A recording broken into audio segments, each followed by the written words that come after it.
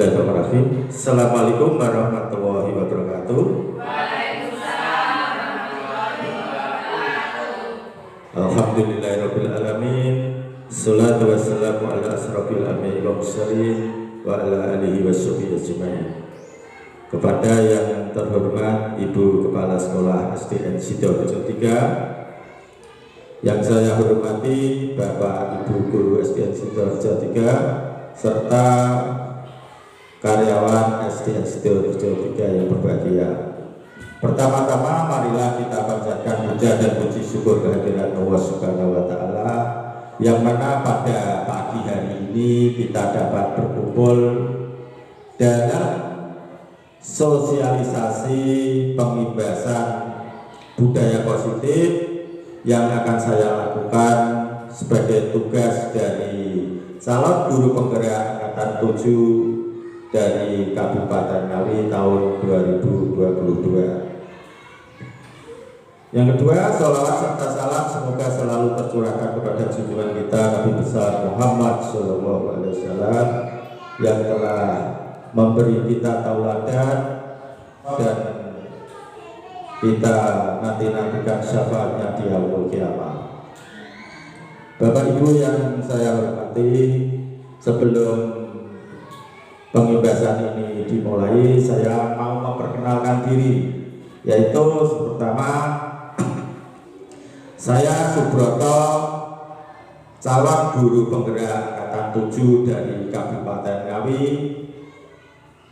tahun 2022. Pada pagi hari ini saya mempunyai tugas yaitu mengimbaskan budaya positif yang telah saya pelajari di modul 1.4 untuk disosialisasikan kepada rekan-rekan guru di sekolah serta bisa di komunitas praktis yang ada di kecamatan. Langsung saja, sebelum pembelajaran ini saya mulai, supaya lebih bersemangat, saya ingin tanyakan kabar pada panjenengan semua. Bagaimana kabarnya hari ini? Alhamdulillah, luar biasa. Yes, oke.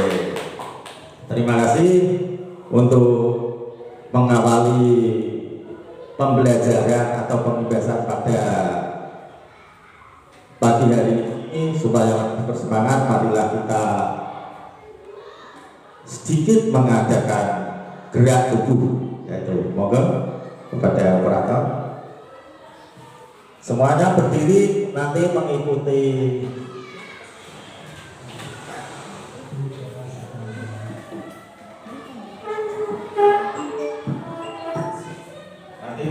gerakannya ini ya. Cari tempat masing-masing ya, cari agak geser dan bapak.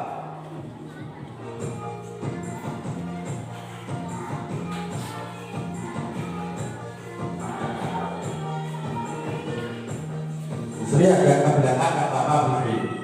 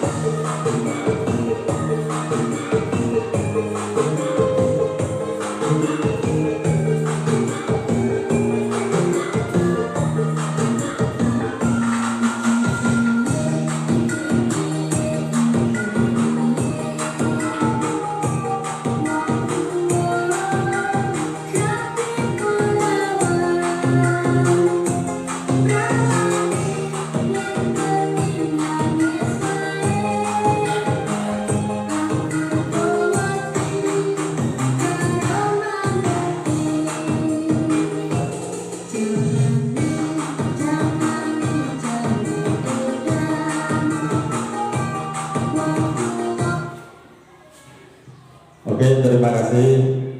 Ya, alhamdulillah, semoga dengan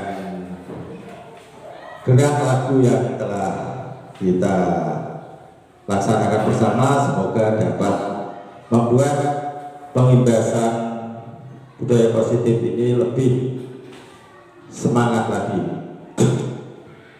Lihat, ini yaitu salam dan bahagia dari guru penggerak. Assalamualaikum warahmatullahi wabarakatuh. Salam damai sejahtera, Om Swastiastu, Namo Buddhaya, salam kebajikan, Rahayu untuk kita semua di kelas kita ini. Next. Budaya positif, yaitu hari ini saya ingin menjelaskan budaya positif yang merupakan tugas dari calon guru penggerak angkatan 7.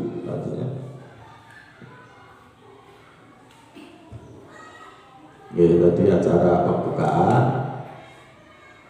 nanti ke atas tadi acaranya yaitu pembukaan, nanti ada kompetensi capaian umum atau capaian khusus, pemahaman inti, eksplor yang software, dan yang terakhir refleksi atau mungkin ditambah tanya jawab.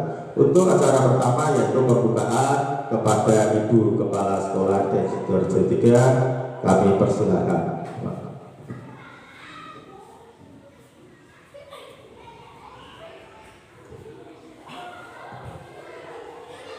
Assalamualaikum warahmatullahi wabarakatuh. Waalaikumsalam warahmatullahi wabarakatuh.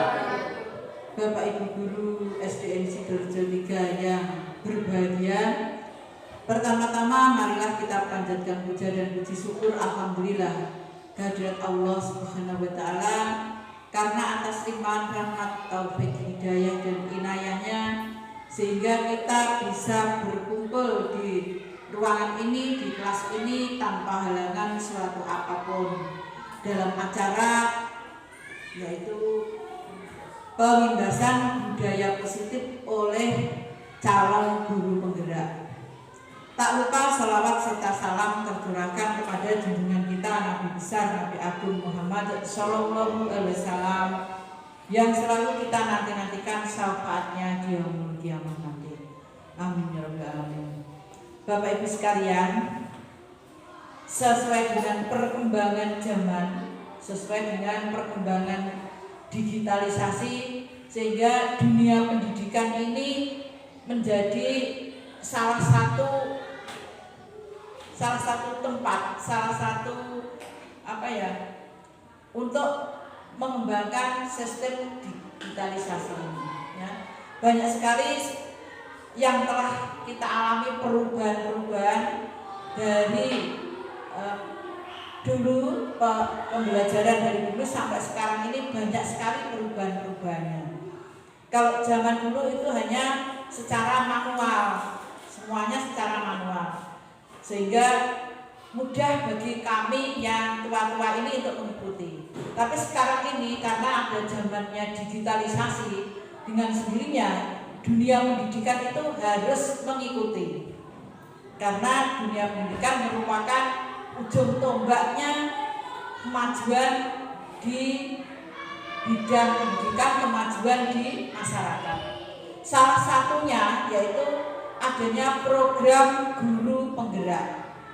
Alhamdulillah sekolah kita, SD kita ada yang ikut, ada yang terjaring di program guru penggerak, diantaranya beliau Bapak Subroto SPDSD yang menjadi kebanggaan sekolah kita.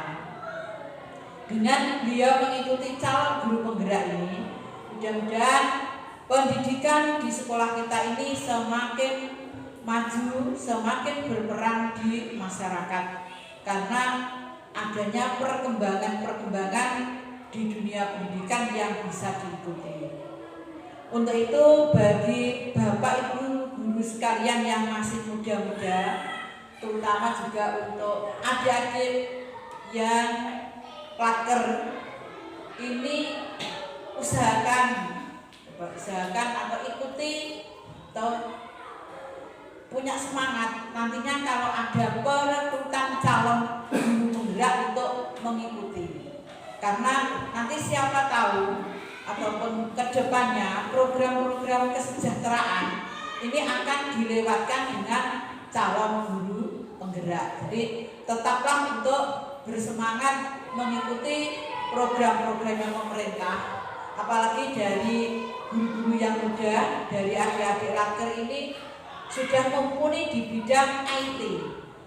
Karena dari guru penggerak ini yang pertama harus mumpuni di bidang IT. Saya percaya untuk Bapak Ibu guru yang masih muda-muda maupun adik-adik laker semua mumpuni di bidang IT, sehingga kalau untuk mengikuti perekrutan calon guru penggerak nanti akan lebih mudah. Demikian yang saya sampaikan, mudah-mudahan sedikit yang saya sampaikan ini ada guna dan manfaatnya.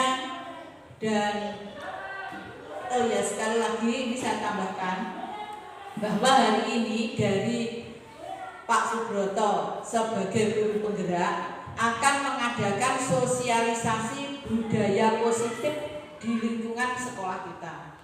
Untuk itu selamat mengikuti sampai selesai, dan apabila dalam saya menyampaikan sedikit kata-kata pembukaan ini ada kurang lebihnya, mohon maaf. Dan akhir kata, wabillahi taufiq wal hidayah. Wassalamualaikum warahmatullahi wabarakatuh.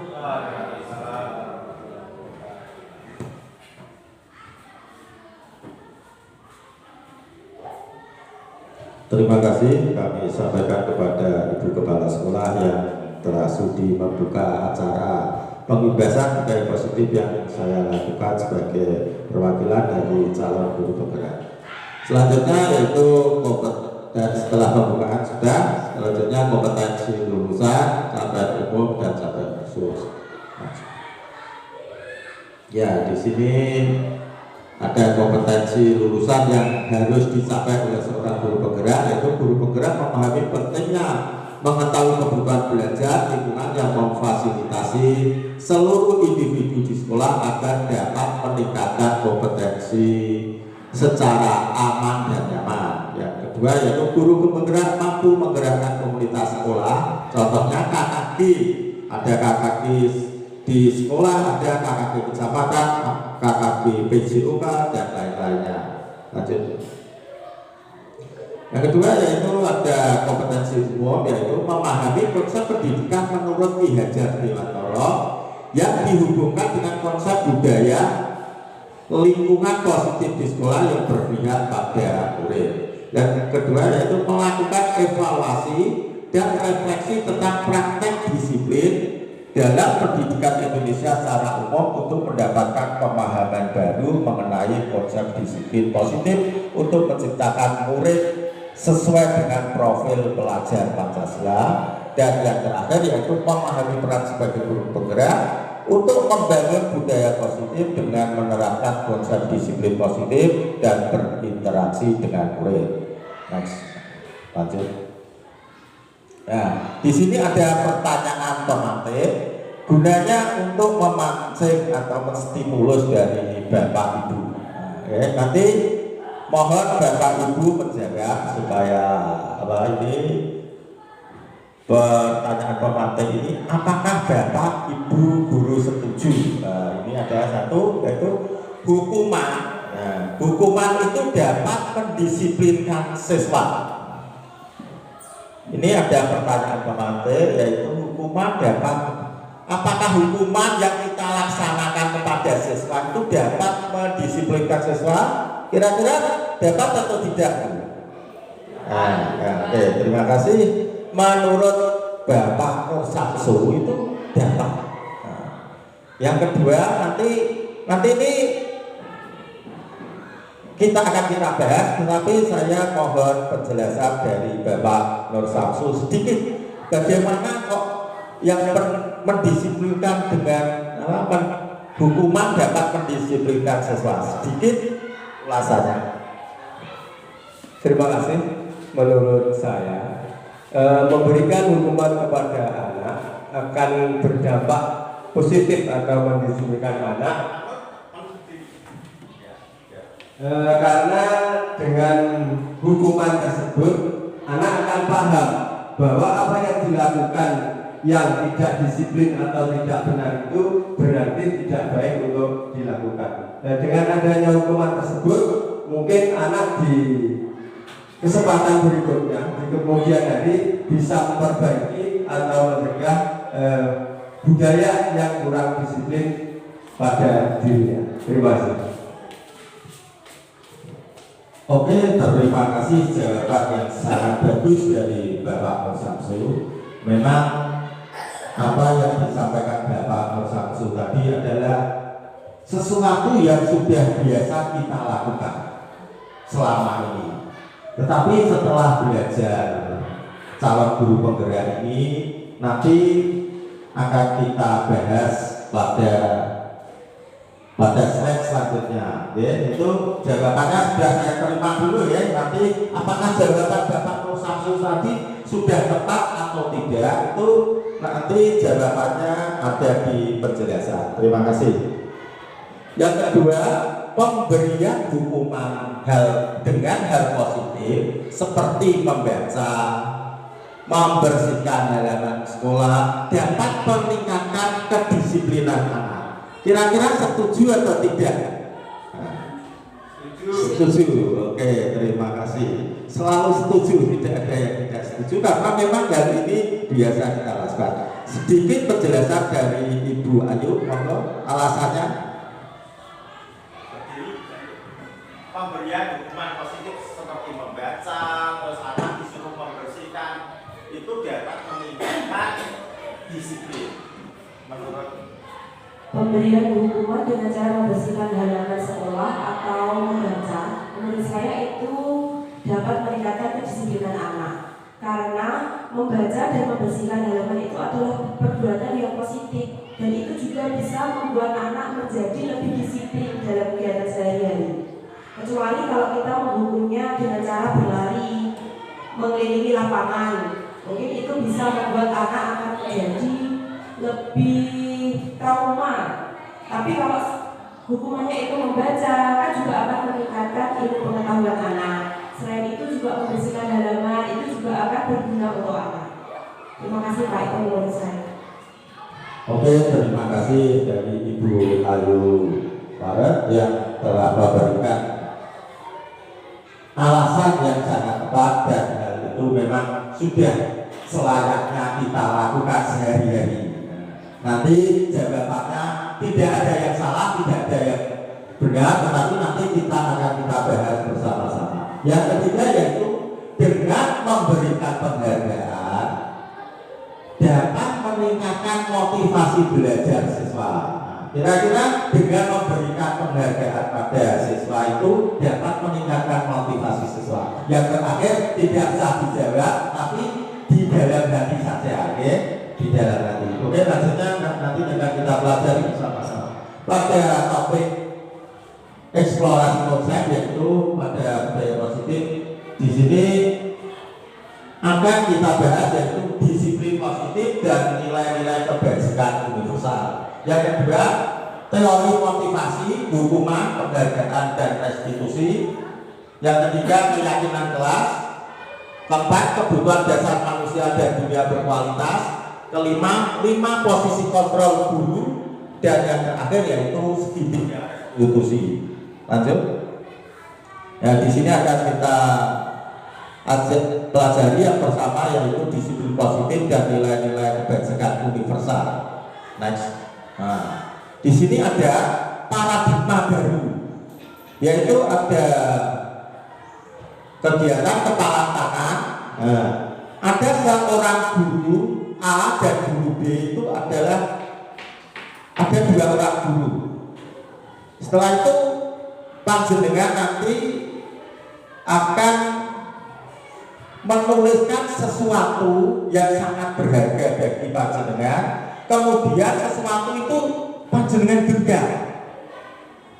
Ya, teman Anda dengan sekuat tenaga akan meminta Anda untuk memberikan benda tersebut, tetapi Anda tidak memberikannya.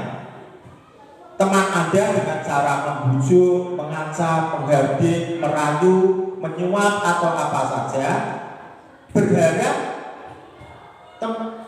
panjenengan mau membuka itu.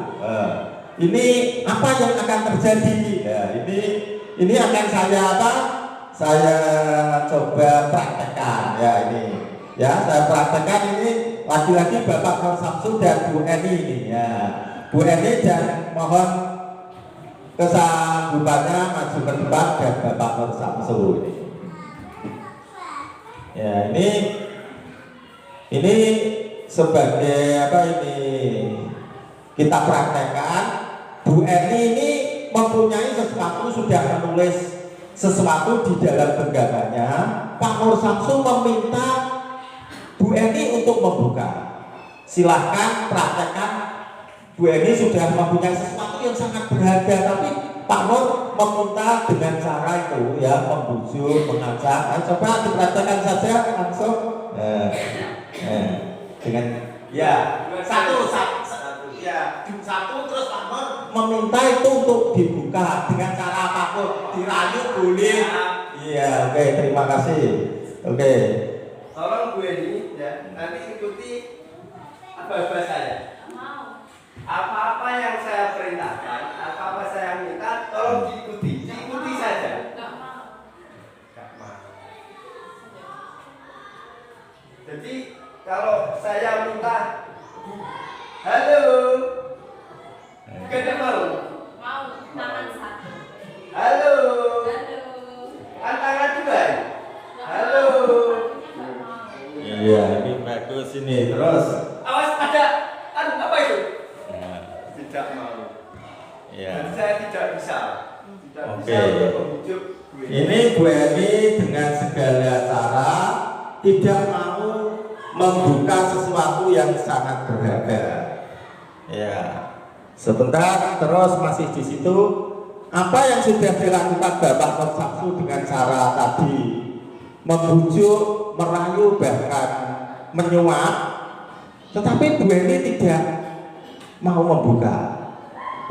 Kenapa hal itu terjadi?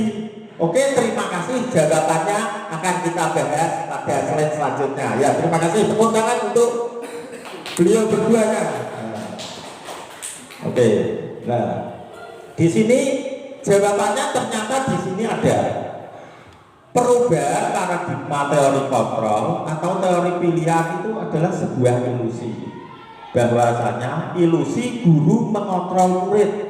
Apa yang ada di depan panjenengan tadi yang sudah dipraktekkan Pak Nur Samsu dan Bu Eni, ternyata seandainya guru itu kok dapat mengontrol murid, itu sebuah ilusi, sebuah bayangan saja. Karena yang bisa mengontrol nanti, yang bisa mengontrol siapa? Ya diri kita sendiri. Sebenarnya guru itu tidak mampu mengontrol murid secara, karena hal itu secara ekstrinsik dari luar. Nanti akan kita pelajari. Yang kedua, ilusi bahwa kritik membuat orang merasa bersalah dapat menguatkan karakter. Jadi dengan cara mengkritik membuat orang dapat merasa bersalah itu dapat menguatkan karakter, itu adalah sesuatu yang tidak benar. Yang ketiga yaitu semua penguatan positif, efektif dan bermanfaat itu adalah sebuah ilusi. Seperti pertanyaan yang tadi Bu Ayu tadi saya sampaikan bahwa penguatan positif dan efektif itu atau bermanfaat itu adalah sebuah ilusi. Yang keempat yaitu ilusi bahwa orang dewasa memiliki hak untuk memaksa. Next, ya. Nah, di sini ada perubahan paradigma stimulus teori kontrol itu. Siapa sesungguhnya yang memiliki kontrol? Nah, ini stimulus responnya kita mencoba mengubah orang agar berpandangan sama dengan kita. Tetapi menurut teori kontrol, kita itu harus berusaha memahami pandangan orang lain dengan dunia, tentang dunia. Jadi teori kontrol itu memang berbeda dengan stimulus respon. Yang kedua yaitu perilaku buruk dilihat sebuah suatu kesalahan. Tetapi kalau teori kontrol seorang guru yaitu semua perilaku siswa, semua perilaku manusia itu mempunyai tujuan. Yang ketiga yaitu orang lain bisa mengontrol saya. Tapi di teori kontrol hanya Anda yang bisa mengontrol diri Anda sendiri. Saya bisa mengontrol orang lain. Teori kontrolnya Anda tidak bisa mengontrol orang lain. Kadang-kadang seorang guru mengontrol siswa harus begini. Ternyata pada teori kontrol itu tidak bisa. Yang bisa hanya kita mengarahkan, kita menuntut siswa supaya timbul kesadaran secara intrinsik, kesadaran dari dalam diri kita masing-masing. Yang selanjutnya pemaksaan pada saat bujukan gagal, yaitu memaksa pada saat bujukan gagal seperti yang dilakukan Pak Nur, bahwa membujuk sudah gagal, maka seorang guru biasanya memaksa murid untuk mengikuti apa kehendak guru. Tetapi dalam teori kontrol yaitu kolaborasi dan konsensus menciptakan pilihan-pilihan baru. Model berpikir menang kalah, kalau itu siapa yang menang, siapa yang kalah. Tetapi kalau di teori kontrol yaitu model berpikir menang-menang atau win-win solution. Lanjutnya, di sini ada teori kontrol menurut Dr. William Glasser. Di sini Anda tidak bisa mengontrol orang lain, hanya Anda yang bisa mengontrol diri Anda. Maka disiplin kontrol itu belajar kontrol diri dengan menggali potensi kita agar tercipta tujuan mulia, yaitu sesuatu menjadi seseorang yang kita inginkan berdasarkan nilai-nilai yang kita hargai. Yang kedua, semua perilaku manusia itu mempunyai tujuan, yaitu ada teori motivasi di sini, yaitu teori motivasi itu terdiri dari 3, yaitu 1, seseorang melakukan kegiatan itu untuk menghindari hukuman. Yang kedua, melakukan sesuatu untuk mendapatkan imbalan. Dan yang ketiga yaitu melakukan sesuatu untuk menghargai dirinya sendiri. Itulah yang istilahnya yang terbaik, yaitu motivasi. Karena tadi ada 3, tadi dibagi menjadi 2. Motivasi ekstrinsik, yaitu yang dari luar, tadi menghindari hukuman. Siswa melakukan sesuatu itu takut kalau dihukum, maka itu adalah motivasi intrinsik. Siswa melakukan sesuatu supaya mendapat hadiah, supaya mendapat imbalan, itu pun disebut motivasi intrinsik. Yang ketiga yaitu motivasi yang dari dalam, yaitu motivasi intrinsik, yaitu menghargai diri. Jadi melakukan sesuatu supaya dirinya ini berharga, yaitu dengan nilai-nilai kebajikan universal, dengan langkah keyakinan kelas yang kita buat menjadi kesepakatan kelas bersama-sama. Selanjutnya model berpikir menang-menang atau win-win solution, kolaborasi, konsensus menciptakan pilihan baru. Di sini ada 5 posisi kontrol seorang guru, yaitu 1, penghukum, pembuat rasa bersalah sebagai teman, pemantau, dan manajer.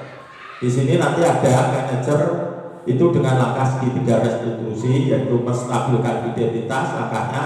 Yang kedua, validasi kebutuhan, menanyakan keyakinan kelas.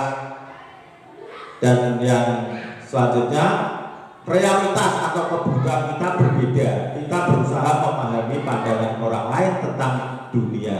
Setiap orang memiliki gambaran berbeda.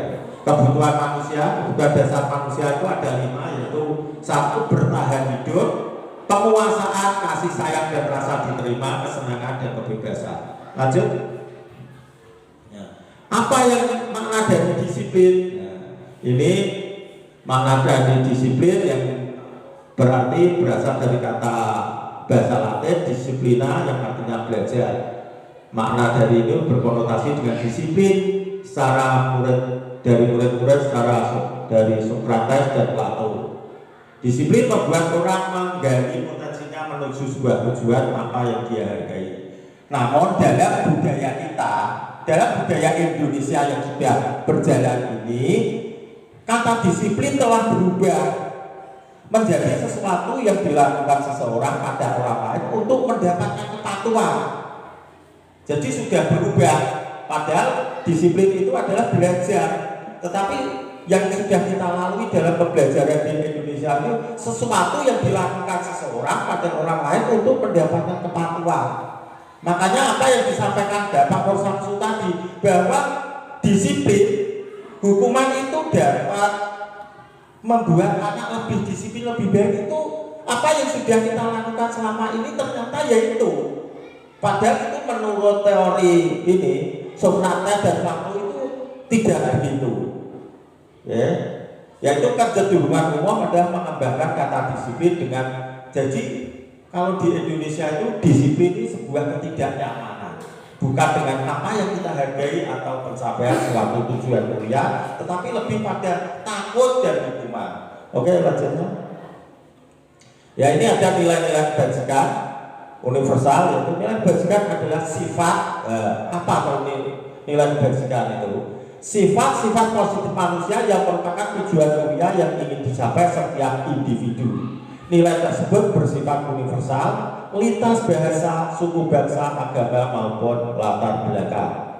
Setiap perilaku perbuatan memiliki satu tujuan. Itu menurut Dr. William Glasser pada teori kontrol tahun 1984. Dengan mengaitkan nilai kebajikan yang kita yakini seseorang, maka motivasi intrinsik, motivasi dari dalam tubuh itu akan terbangun, sehingga menggerakkan motivasi dari dalam untuk dapat mencapai tujuan yang mulia. Yang selanjutnya, nilai kebajikan yang ingin dicapai setiap anak Indonesia ini dikenal dengan profil pelajar Pancasila yang terdiri dari ini ada berapa? Ada 6, ya. 1. Beriman dan bertakwa kepada Tuhan Yang Maha Esa dan berakhlak mulia, mandiri, bernalar kritis, berkebinekaan global, bergotong royong dan kreatif. Lanjut. Yang kedua selanjutnya yaitu teori motivasi hukuman, penghargaan dan restitusi. Lanjut. Oke, teori motivasi perilaku manusia ya ini. Setiap manusia melakukan sesuatu itu ternyata untuk menghindari ketidaknyamanan atau hukuman. Apa yang terjadi bila saya tidak melakukan? Maka itu termasuk motivasi dari mana? Dari luar, takut. Seandainya saya berangkat sekolah ini siang-siang, takut kalau kepala sekolah itu termasuk motivasi internal. Yang kedua, saya berangkat pagi supaya mendapat supaya dilem, supaya dianggap baik. Itu juga motivasi internal. Yang paling baik adalah ini tujuan disiplin positif, menghargai diri sendiri. Saya akan menjadi orang seperti apa bila saya melakukan itu. Maka saya kalau berangkat pagi, kita itu ya kalau agama Islam betul, semua itu tergantung dari niatnya, gitu. Niatnya. Saya berangkat pagi memang saya ingin menjadi guru yang baik. Saya mengajar disiplin anak, memang saya ingin menjadi. Aku gak pengen didelok Pak A atau Pak B atau si C ya. Tetapi memang saya ingin menjadi diri saya sendiri menjadi hal yang baik. Lanjutnya, nah ini menurut Ki Hajar Dewantara, Bapak Pendidikan Nasional kita, yaitu merdeka, yaitu pembelajaran kita sesuai dengan undang-undang dinas bahwa kita ini ingin menjadikan pembelajaran yang merdeka. Merdeka artinya tidak terlepas dari perintah, akan tetapi juga cakap memerintah dirinya sendiri. Nah, seperti guyonan ini, merdeka belajar berarti ya karpe dhewe mboten ternyata ya. Merdeka belajar artinya kita itu tetap belajar sesuai dengan karakter profil pelajar Pancasila, sesuai dengan lingkungan kita. Nah, ini tadi yang hukuman dan penghargaan yang sudah saya tanyakan kepada Bapak Ibu. Ini di sini akan ada jawabannya. Bahwa penghargaan berlaku sama dengan hukuman, dalam arti meminta atau membujuk seseorang melakukan sesuatu yang memenuhi suatu tujuan tertentu dari apa yang meminta atau membujuk. Dorongannya eksternal dan akan ada faktor ketergantungan. Beberapa dampak dari penghargaan tersebut adalah pengaruh jangka pendek dan jangka panjang. Penghargaan itu adalah menghukum, penghargaan mengurangi ketepatan, penghargaan tidak efektif, dan penghargaan merusak hubungan. Bawah Bu. Oke, lanjut. Nah, ini ada lagi dihukum dengan penghargaan menurunkan kualitas. Maksudnya gimana? Dengan penghargaan itu, seseorang kalau ada melakukan sesuatu itu dihargai dengan sesuatu, maka seseorang itu akan ketergantungan terhadap, jadi yang diharapkan itu ada sesuatu imbal yang bukan faktor internal, bukan dari dalam dirinya, memang ingin meningkatkan kualitasnya. Yang kedua yaitu penghargaan mematikan kreativitas.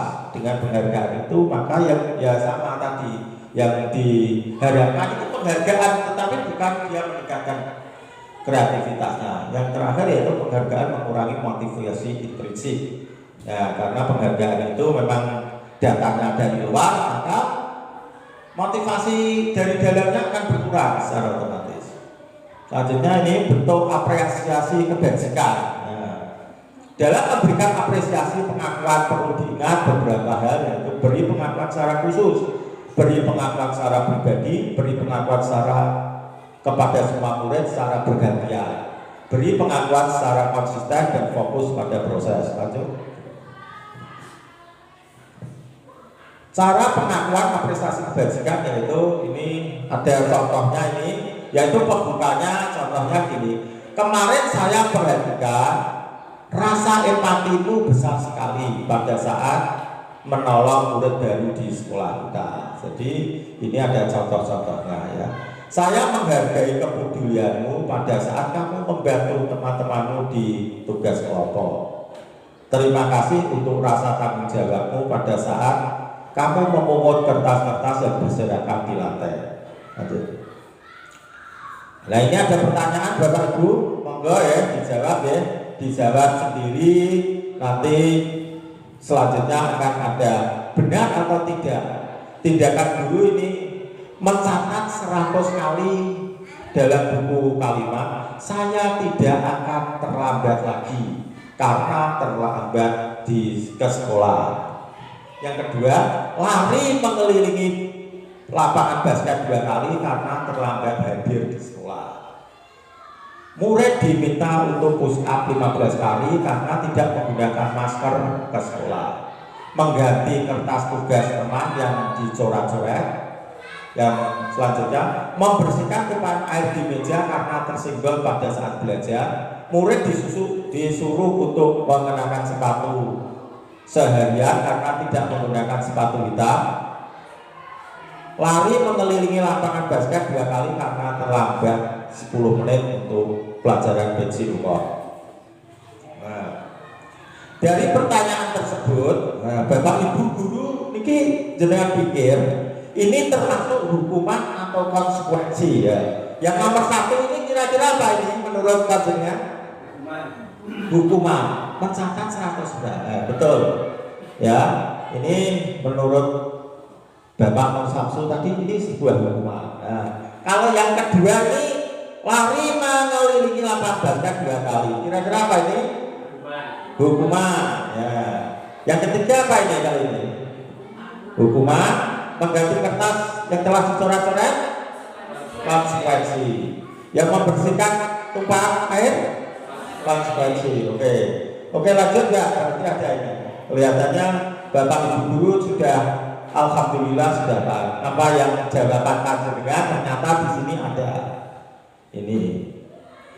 Yang nomor 1 hukuman, betul, hukuman. Mengganti kertas, konsekuensi. Apa bedanya hukuman dan konsekuensi? Ternyata ada. Selanjutnya ada. Ternyata ada di sini. Ya ini perbedaan hukuman dan konsekuensi sebagai guru itu juga harus paham. Kan?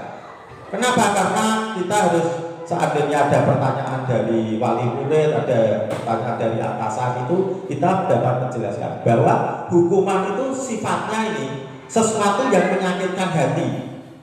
Tapi kalau konsekuensi sesuatu yang harus terjadi. Kalau dia merusakkan, seandainya kok menyobekkan buku, ya disuruh diganti sesuai dengan apa yang kesalahannya.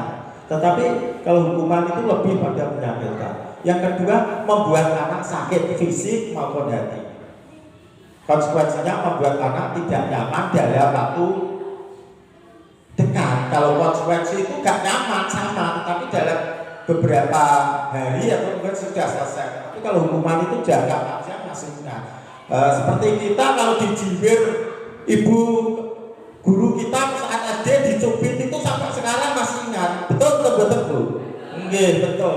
Apalagi itu masih ingat karena itu berupa menyakitkan. Tetapi apa yang konsekuensi itu biasanya tidak. Ya sudah lupa apa yang bapak ibu guru lakukan itu murid sudah selesai karena hanya sehari 2 hari dia sudah gak ingat karena sesuai apa yang mereka lakukan, kesalahan tersebut sesuai dengan apa. Yang ketiga yaitu hukuman itu berupa paksaan. Kalau konsekuensi stimulus tanggapan, konsekuensi diri yang buruk, konsekuensi diri yang baik. Nah ini yang penting ini, kalau hukuman itu anak belajar menyembunyikan kesalahan. Tetapi kalau konsekuensi anak belajar mematuhi peraturan. Contohnya nggak baga sabuk, ya nggak usah disuruh lari. Kalau sabuk hubungannya apa dengan lari? Kalau sabuk ya suruh pulang mengambil sabuk, gitu. Terus hukuman ini merasa bersalah, dipermalukan di depan umum, merasa tak dihargai. Tetapi kalau konsekuensi kehilangan hak sama, tetapi dibuat tidak nyaman, diasingkan, tetapi hanya untuk sementara, hanya beberapa saat. Terima kasih. Lanjutnya. Ya ini apa restitusi? Mungkin Pak Jenengan baru saya sendiri ya belajar ini baru tahu apa itu restitusi. Adalah proses menciptakan kondisi bagi siswa untuk memperbaiki kesalahan mereka sehingga mereka bisa kembali pada kelompok mereka dengan karakter yang lebih kuat. Restitusi juga merupakan proses kolaboratif yang mengajarkan murid untuk mencari solusi pada masalah mereka dan membuat murid berpikir tentang orang seperti apa yang ingin saya capai, yaitu menjadi tujuan kuliah dan bagaimana mereka harus memperlakukan orang lain. Lanjutnya. Nah ini ada yang tadi hukuman itu berupa identitas gagal. Di sini hukuman itu identitas gagal. Kalau teori kontrol itu identitas sukses. Yaitu apa cirinya ini? Sesuatu yang menyakitkan, sesuatu yang harus terjadi.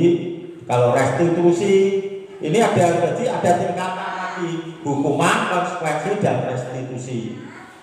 Nanti akan kita pelajari. Restitusi merupakan pilihan, jadi merupakan faktor intrinsik tidak nyaman untuk anak untuk jangka panjang. Kalau hukum konsekuensi jangkanya jangka pendek, tapi kalau restitusi menguatkan anak dalam jangka panjang. Nah, berbeda lagi. Korban mendapat keadilan, kalau korban bisa diabaikan. Korban mendapat ganti kalau restitusi. Terus ini perilaku pasif agresif menikah, penguatan hanya bertahan jangka waktu pendek, masalah terpecahkan. Terus sistem tidak akan berjalan bila murid takut. Kalau konsekuensi memerlukan monitoring, jadi dimonitor terus, akan dimonitor oleh guru dengan supervisi. Kalau kita sebagai guru disupervisi oleh ibu kepala sekolah. Yang restitusi yaitu murid belajar bertanggung jawab. Jadi bertanggung jawab terhadap perilakunya. Yaitu yang lanjutnya peraturan adalah kamu harus melakukan ini. Jadi paksaan. Kalau konsekuensi apa peraturannya ditanya. Mampukah kamu melakukan? Ya kalau restitusi apa yang kamu yakini? Jadi anak ditanya apa yang bisa kamu lakukan untuk memperbaiki masalahmu, itu ada restitusi. Yang terakhir yaitu murid akan membenci peraturan. Dengan hukuman itu murid membenci peraturan, Bapak Ibu. Orang malah senang, tetapi kalau konsekuensi murid akan menghargai peraturan. Dan restitusi adalah murid menghormati dirinya dan orang lain. Ciri-ciri restitusi yaitu ini belajar dari kesalahan, memperbaiki hubungan, tawaran bukan paksaan, restitusi menuntut untuk melihat ke dalam diri, restitusi mencari kebutuhan dasar menjadi tindakan, restitusi adalah ciri yang paling baik, restitusi fokus pada karakter bukan tindakan, restitusi fokus pada solusi. Nah ini Yang ini solusi yaitu guru membantu siswa mencarikan solusi pemecahan masalah. Yang terakhir yaitu restitusi, mengembalikan murid yang berbuat salah pada kelompoknya. Jadi murid tidak malu. Lanjut. Nah, ini keyakinan kelas. Apa keyakinan kelas ya? Keyakinan kelas ini kemarin sudah di kelas 6 sudah kita buat, yaitu ini. Mengapa tidak peraturan? Kalau peraturan itu yang membuat guru, membuat sekolah. Tetapi kalau keyakinan itu yang membuat anak-anak bersama guru. Jadi merupakan kesepakatan kelas kita yang merupakan nilai-nilai universal, kebajikan universal tadi. Jadi mengapa tidak peraturan harus menggunakan helm bila mengendarai kendaraan roda 2? Ini ada pertanyaan. Mengapa tidak memakai peraturannya? 3M. Mengapa kita memiliki peraturan harus datang tepat waktu? Untuk mendukung motivasi intrinsik, kembali ke nilai-nilai kebajikan universal atau keyakinan yang lebih menggerakkan seseorang dibanding mengikuti serangkaian peraturan. Jadi membangun faktor intrinsik, yaitu membangun faktor dari dalam anak-anak. Lanjut. Ya, lanjut. Ini ada apa? Peraturan kelas paling kecil ya. Oke, terus ada ini mana yang merupakan keyakinan kelas? Nah, ini ada pertanyaan. Mengapa ini ada kesepakatan kelas? Ini sama-sama kesepakatan kelas. Datang tepat waktu dan mengucapkan salam, menjaga kebersihan sekolah, berdoa sebelum dan sesudah kegiatan, aktif dalam pembelajaran, tertib. Ini sama, kelihatannya sama, tetapi yang sebelah kiri kami guru dan murid yang saling menghargai. Ya, saling menghargai itu merupakan nilai kebajikan universal. Kami murid yang semangat belajar, semangat. Kami murid yang peduli dengan teman-teman. Jika ada temannya sakit, temannya membutuhkan, maka murid punya empati. Lanjut Bu. Ya, ini pendalaman keyakinan kelas, ada tabel T, ada tabel Y, yaitu hormat, yaitu kami meyakini bahwa sangat penting untuk menghormati semua orang lain dan barang milik orang lain. Kami meyakini bahwa sangat penting untuk mengerjakan segala pekerjaan mengikuti kegiatan yang ditugaskan. Kami meyakini bahwa sangat penting untuk merasa diterima pada suatu kelompok, saling peduli satu dengan yang lain. Lanjut. Ya, ini sama kayak kegiatan pendalaman keyakinan kelas kedua, yaitu hormat, yaitu berempati. Ini kalau terlihat, maksudnya terlihat itu berempati, jadi kelihatan berempati terhadap perasaan orang lain. Jadi siswa itu mempunyai empati, mempunyai rasa apa? Rasa merasakan, ya, memegang barang milik orang lain harus dengan izinnya, jadi tidak sembarangan, tidak seenaknya. Mendengarkan dengan seksama, senantiasa berbuat baik dan berbagi. Jika mau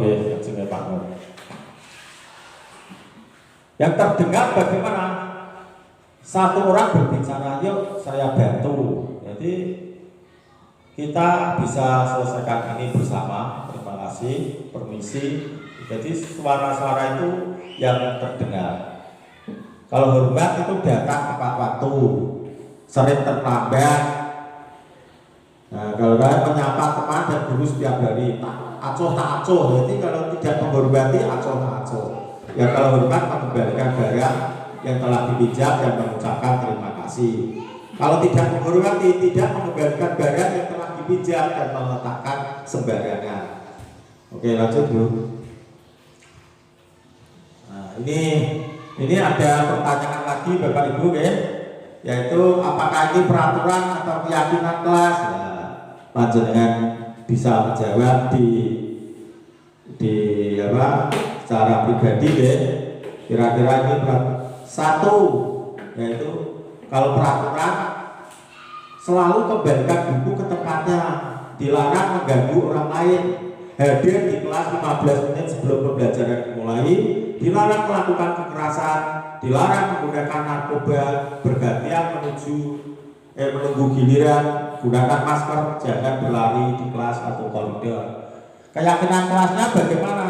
Nah, lanjut dulu. Nah, ini yaitu kalau keyakinan kelas itu, kalau tadi peraturannya itu mengembalikan buku ke tempatnya, tetapi kalau keyakinan kelas itu merupakan bentuk tanggung jawab. Jadi keyakinan kelas itu sudah lebih luas dan datang dari diri kita masing-masing.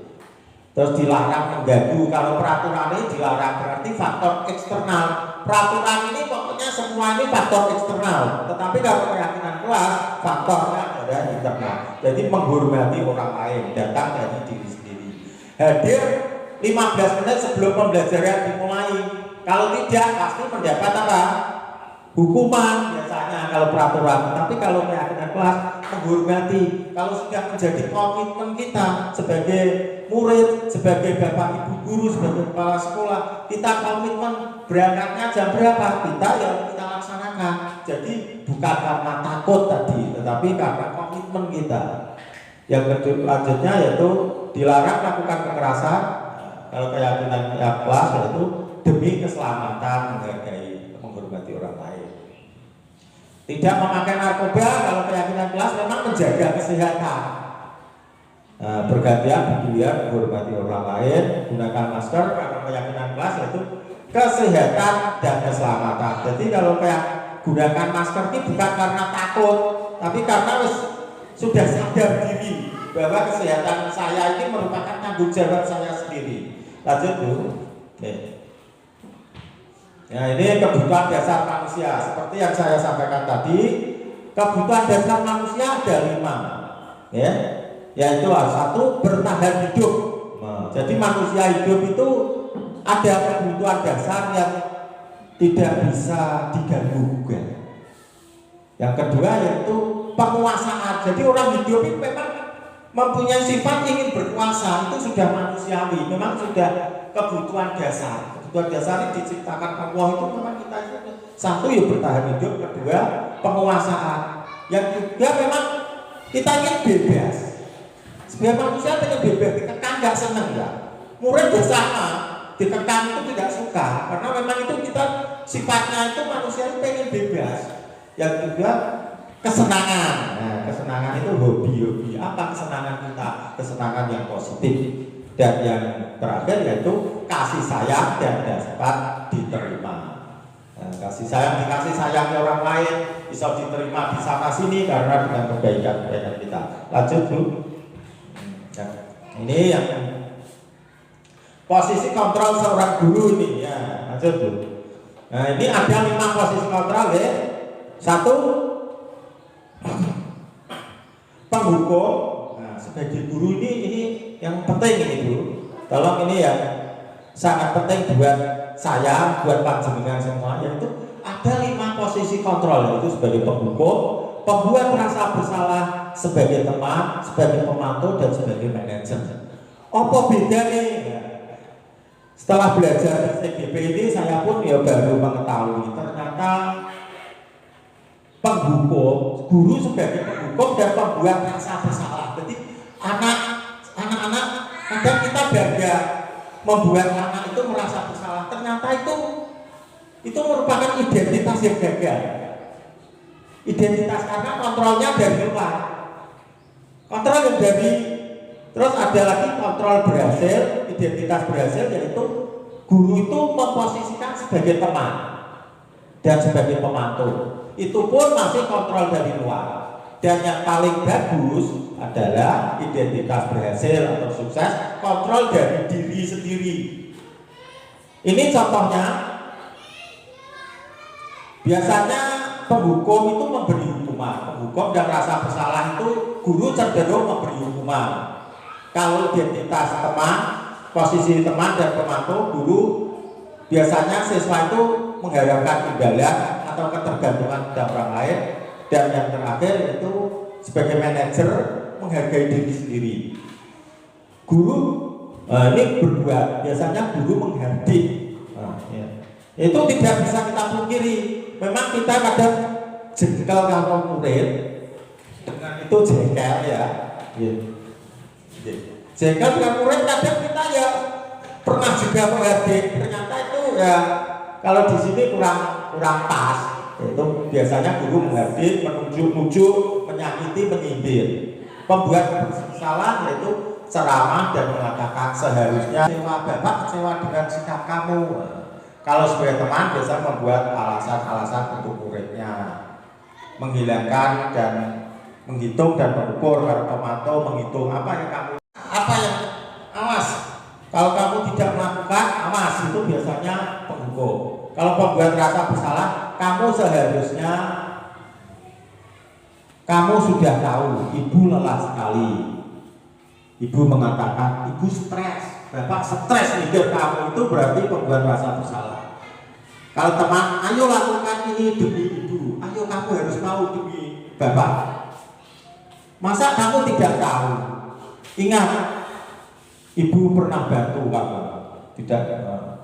Terus kalau pemantau bertanya apa pertanyaannya, manajer apa yang kita yakini, apakah kita kerjakan? Hasilnya biasanya kalau penghukum itu memberontak, siswa memberontak, menyalahkan orang lain dan suka berbohong karena takut hukuman.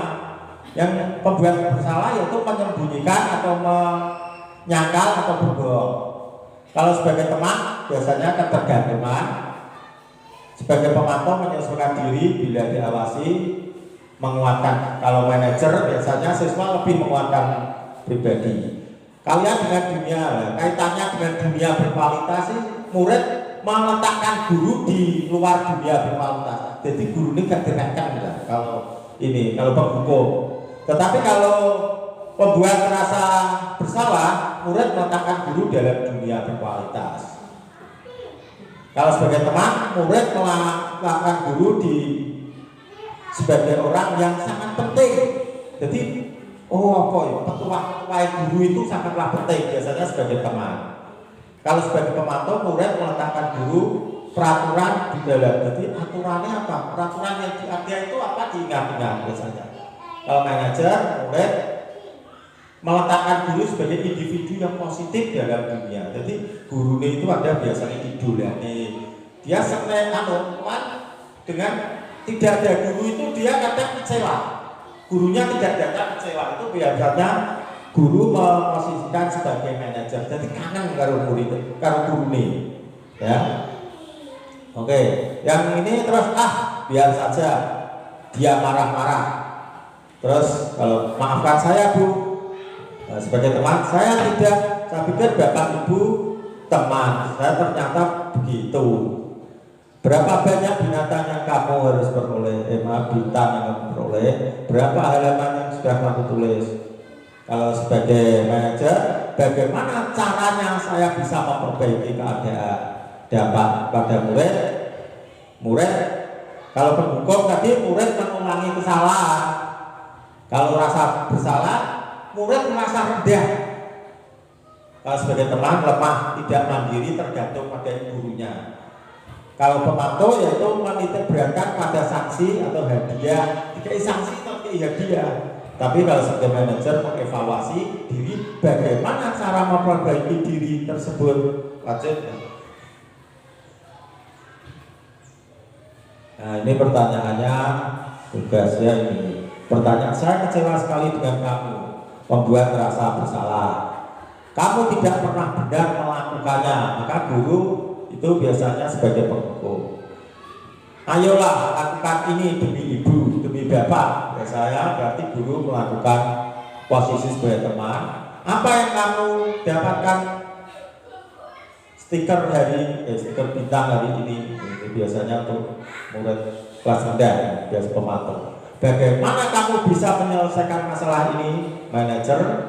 Sebagai manajer dan penghukum lagi ini, kamu selalu berdua melakukan tugas paling akhir. Lanjutnya, ya sini ya, bergerak lanjut. Oke, ini yang terakhir yaitu segitiga restitusi. Ya, Bu, ini segitiga restitusi itu apa? Nah, ini yang terakhir ya. segitiga restitusi, yaitu merupakan langkah seorang manajer dalam mengatasi sebuah permasalahan di sekolah. Manajer maksudnya seorang guru itu melaksanakan, manajer bukan kepala sekolahnya, manajer bukan, tapi guru itu melakukan tugasnya itu seakan-akan sebagai manajer, yaitu ini langkahnya ini menstabilkan identitas, memvalidasi kebutuhan, dan menanyakan keyakinan. Contohnya bagaimana menstabilkan identitas itu, yaitu setiap orang pasti pernah melakukan kesalahan. Dengan kata-kata itu guru bicara, yaitu kamu bukan satu-satunya yang pernah melakukan kesalahan. Ini bisa kita lakukan pada murid, pada anak kita di rumah juga bisa ya. Yang kedua, validitas kebutuhan. Ini gimana? Adakah cara yang lebih efektif untuk mendapatkan apa yang kamu butuhkan? Atau kamu tentu punya alasan mengapa kamu melakukan hal itu. Jadi anak-anak kita kalau melakukan kesalahan itu jangan kita justifikasi, kita hakimi jangan, tapi kita tanya, kenapa kamu melakukan hal itu? Pasti kamu punya alasannya apa. Setelah itu ditanya, terus nilai-nilai apa? Maksudnya nilai-nilai apa yang telah kita sepakati, yaitu nilai kebajikan universal. Terus kamu ingin ditanya lagi, kamu ingin menjadi orang yang seperti apa, supaya faktor intrinsik tadi akan muncul. Lanjut.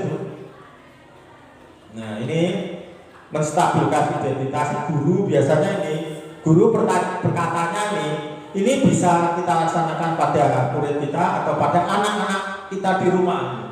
Berbuat salah itu hal yang manusiawi. Supaya apa? Supaya anak kita yang di rumah atau siswa kita itu tidak merasa lemah atau merasa aku paling jelek di dunia, tidak. Tetapi berbuat salah itu memang manusia itu tempatnya salah, tapi kamu harus bisa memperbaiki ya.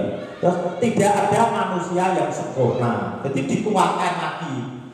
Karena memang namanya anak murid itu berbuat salah, ya jangan kita dianggap artinya kesalahan itu sebuah selamanya kan tidak, karena memang manusia ini kan setiap saat berubah. Bapak ibu juga berbuat salah, artinya kita kuatkan.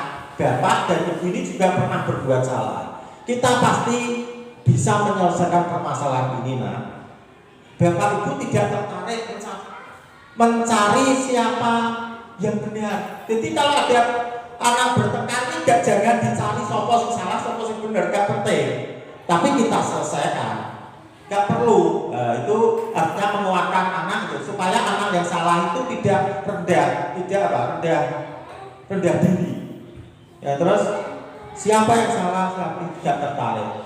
Terus bapak dan ibu tertarik untuk menyelesaikan permasalahannya. Itu yang lebih, artinya yang kita bahas itu piye toh permasalahan tersebut kita selesaikan. Kamu jangan menyalahkan dirimu sendiri terus. Apakah kamu bersikap baik pada dirimu? Lanjut Bu. Ini validitas kebutuhan, validasi kebutuhan. Nah, pada dasarnya setiap tindakan manusia tadi memenuhi kebutuhan dasar. Tadi ada 5 kebutuhan dasar, tadi bertahan hidup, ingin diterima, ingin penguasaan. Nah tadi ya, itu ada yang penguasaan, kebebasan, kasih sayang, rasa diterima, kesenangan, dan bertahan hidup. Jadi setiap anak, setiap siswa melakukan kegiatan itu pasti ada tujuannya. Di sini guru bisa saja melakukan, kamu bisa saja melakukan hal yang lebih buruk, tapi kamu tidak melakukannya. Kamu pasti punya alasan mengapa kamu melakukannya. Apa yang penting buat kamu? Kamu boleh tetap berusaha menjaga sikap itu, tapi tambahkan sikap yang lain yang baru, artinya sikap yang baik. Maukah kamu belajar cara lain untuk mendapatkan yang kamu putuskan tanpa harus memukul? Biasanya kalau bertengkar ditanya, tanpa harus memukul kan ada cara lain, mungkin dengan yang lebih baik lagi. Apakah kamu bisa melakukan dengan lebih baik lagi pada besok hari? Oke, lanjut. Nah, ini yang terakhir, guru yaitu menanyakan keyakinan kelas. anak melihat kesalahan itu dihubungkan dengan norma sosial, ini yang paling penting, dan nilai-nilai yang mendasari manusia berinteraksi dengan orang lain. Biasanya guru berkata, apa nilai yang kita percaya di kelas, di sekolah kita? Yaitu tadi kesepakatan kita awal masuk, awal tahun ajaran.